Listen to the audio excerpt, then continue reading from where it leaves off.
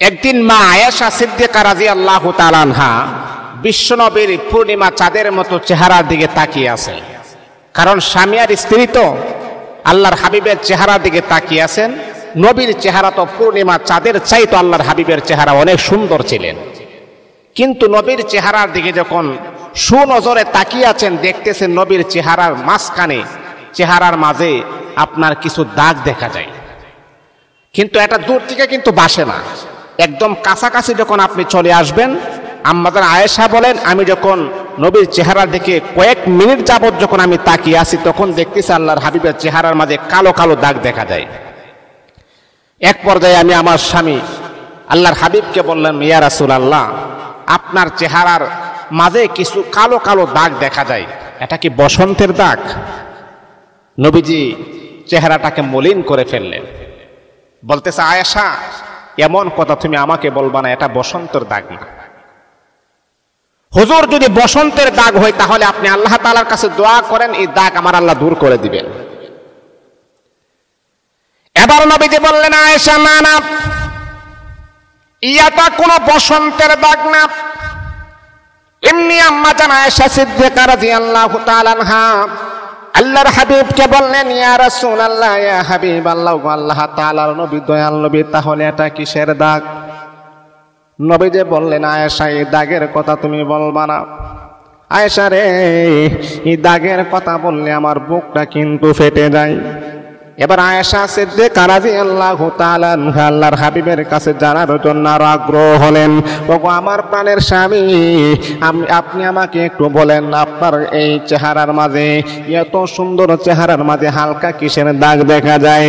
এবার আল্লাহর হাবিব কান্না শুরু করে দিলেন, ছোট বাচ্চাদের মতো কান্না শুরু করে দিলেন।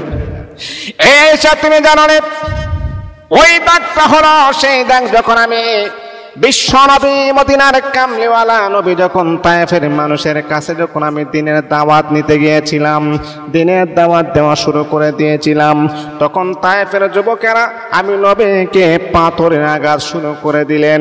আয়েশা রে, একবার দুইবার নয়, তিনবার পাথরের আঘাত করে আমি নবীকে বেহুশ করে দিয়েছিলেন। আরে আয়েশা, আমার গালের মাঝে যে এই যে ছোট ছোট দাগ দেখা যায়, এটা কোনো বসন্তের দাগ না, এটা হচ্ছে তায়েফের যুবকদের পাথরের আঘাতের দাগ আমার চেহারার মাঝে আছে। এমনি আম্মাজান আয়েশা সিদ্দিকা রাদিয়াল্লাহু তাআলা আনহা আল্লাহর হাবিবকে বললেন, ইয়া রাসূলুল্লাহ, তাহলে আপনি আল্লাহ পাক রব্বুল আলামিনের কাছে আপনি দোয়া করেন, এই দাগগুলা যেন আমার আল্লাহ পাক রব্বুল আলামিন যেন সরাইয়া দেন।